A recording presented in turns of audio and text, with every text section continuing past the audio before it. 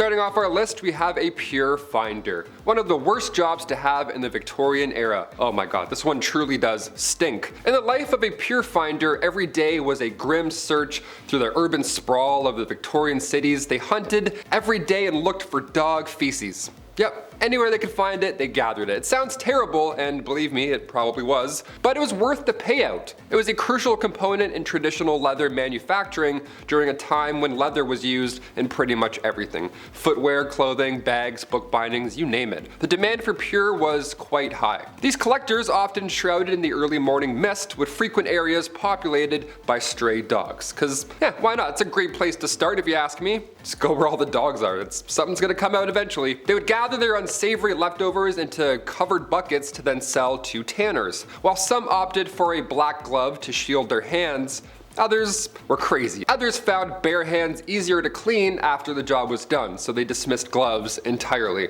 They just dig through poop with their bare hands. That's disgusting. Sadly, these individuals faced rampant illnesses and an incredibly high mortality rate because, well, like I just said, they didn't glove up, so that's what happens. Wash your hands. Let's move on. Number 9, train engine cleaner. If you're claustrophobic, buckle up for this next one. Ugh, I hate it. Train engine cleaners are exactly what they sound like. You would crawl down into a small hole in the engine of a train, and then you would shovel out the coal that was left over. All those hard to reach spots, the dirtiest corners of the darkest coal pit, that's where you lived every day. Get in there. In the middle of the night, you would rake out the dirt and dust and you collect it into a small ash pan. Then once every while, you pop your head out and then empty it into the night and then disappear back into the engine. This goes on and on all night. My back hurts just thinking about this job. Holy smokes. Train cleaners on average would shovel 5 to 6 tons of coal into the furnace, and then they would spend their nights climbing into said furnace to then clean it out. Horrible. All the while it's freezing cold, everything's wet, and all you have is a trench coat. Good luck. Number 8, resurrectionists. In the early 19th century, medical schools were desperate for scientific accessories, if you want to call them that, having access only to the bodies of criminals. This was a tough time for science. The scarcity in bodies led to a grim trade where some Victorians turned to grave robbing. Yeah, they just couldn't wait, so they went and dug up your loved ones. That's horrible. It was spurred by the high prices that medical schools would pay for fresh corpses for anatomy lessons. Now, this enterprise escalated, very much so, with William Burke and William Hare in Scotland, who infamously took the lives of at least 16 people from 1827 to 1828. They did this to sell their bodies. So what they would do is they would lure victims, intoxicate them, and then suffocate them to preserve their bodies for later sale to Edinburgh University's medical school. They wouldn't harm the body in any way. That was the most disgusting part. They were very specific with how they did it. The notorious acts of Burke and Hare, once uncovered, thankfully uncovered, contributed to the passage of the Anatomy Act in 1832, effectively putting an end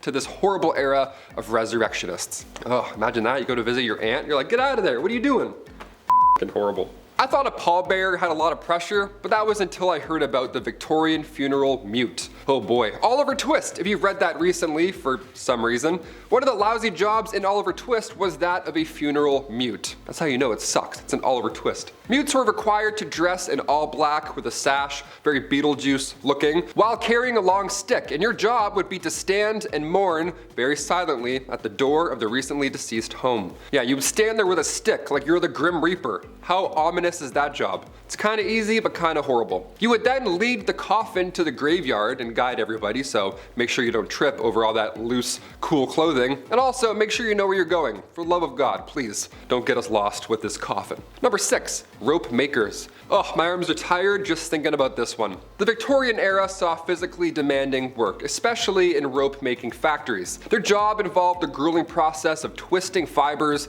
typically hemp, into ropes using these large manual machines. Manual machines. Yeah, the workers would feed the fibers into these spinning machines, which required quite a tremendous amount of strength and stamina just to operate in the first place. There'd be a guy in the back just doing this all day long, like it's the Titanic. The repetitive motion of twisting the fibers over long hours, obviously this took a toll on rope makers' bodies, often leading to strained or pulled muscles. And then they would continue to do the job because they had no choice. The job required precision and skill to ensure the ropes were properly formed and durable. The town's construction sites were relying on those ropes to work, so no pressure, but they better not snap. Number 5, rat catcher. Oh, this one's gonna make a few of you out there squirm in your seats. I don't like rats. Or mice.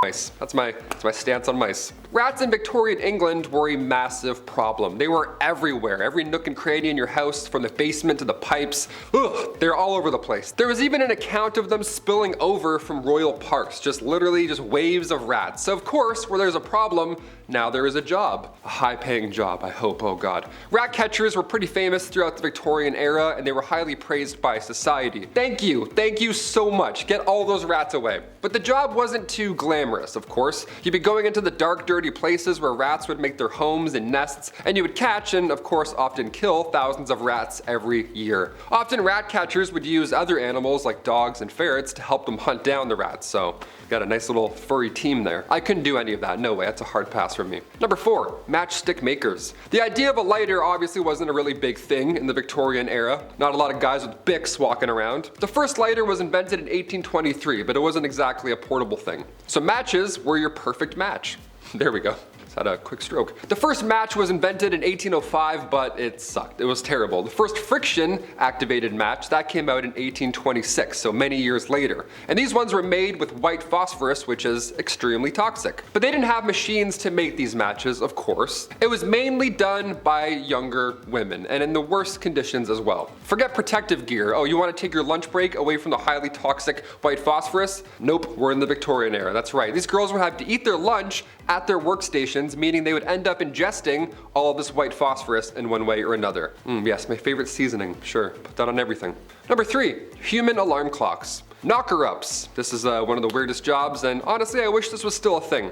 I'd apply in a heartbeat. Knocker-ups, they single-handedly provided a unique wake-up service during the Victorian era. Before the widespread availability of alarm clocks, especially among the working class, everybody who had places to be every day, well, a knocker-up, they've got your back. They would use long sticks or poles to tap on your bedroom window or your door, obviously waking you up ideally in the morning. Or if you had a stone, you could just Randy Johnston fastball it and then hope that works. Whatever wakes them up, that's good. These individuals were typically paid a small fee for their services, which is incredible considering they were up before everyone else. Knocker-ups played a crucial role in industrial areas. With the rise of affordable alarm clocks, the need for knocker-ups sadly diminished, leading to the decline of this amazing occupation. Imagine having that now before school. Just a Victorian era man just knocking on your window. Get up!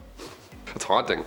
Who is that man? Number 2, bone grubbers. This one sounds like it's gonna suck just from the name. Bone grubbers were individuals who scavenged animal bones for various purposes. They're like cavemen out there with those. They collected bones from landfills, battlefields, sadly, and even graveyards. You would go and just dig up a femur and then walk away with one of your aunt's femurs. Thanks, dude. These bones were used for making fertilizer, bone meal, bone utensils, fancy, love that, and even crafting tools. Bone utensils? I'd be like, hey man, I'm going home. What is this? Flintstones ass cutlery? Get out of here. That's so stupid. Bone grubbers worked in poor conditions and faced controversy for their activities. Obviously, like, stealing bones from fresh graves, we don't like that too much. As regulations on waste management and graveyards tightened, the practice of bone grubbing thankfully declined. Just imagine some dude, give me your bones, get out of here, stop. And finally, number 1, grave makers. This one was pretty cool. These are like the scientific inventors back then. In the late 1700s, cholera, bacterial infections, everything, you name it, it was all spreading and killing you. Not an ideal time to be alive. Many were biting the bullet. But with this came a pretty dark and kinda cool trend. The safety coffin. Why not? I feel like there should be a song called The Safety Coffin. The Safety Dance? Why not? Let's make it happen. These coffins, Lord forbid you were buried alive, while these safety coffins would allow the dead to, well, rise again, I guess. A lot of these coffins have extra comfort on the inside and a wire. They always had a wire, something. This wire ran through the coffin and attached to a bell on the outside on the ground. So if a passerby heard it, you would hear a bell, think that they're alive, and then, obviously you dig them up and set them free. If I heard a bell in the woods near a graveyard, I wouldn't go help. I'd actually run away. If I heard a bell ringing, are you kidding me? I'd shoot out of there. Folks would get creative with their safety coffins, like a man named Robert Robinson from Manchester. He passed in 1791, but he instructed his family and watchmen to open the special door, which would reveal a layer of glass. So you could see his his horrible body there forever now. That's a cool coffin, I guess. If anybody saw condensation, well, it could be removed. You could just wipe it off. If you could design your own coffin, how would you make it? I would have like 14 bells. I would actually make it like a musical instrument. So while I'm in there, I would pull certain strings and then it would make an orchestra up above. That would get the attention of passerbyers to come and dig me out. Being buried alive, that's probably my worst fear of all time. What's your worst fear? Comment down below. Let's chat. I'm Taylor McWaters. Bye. See you later.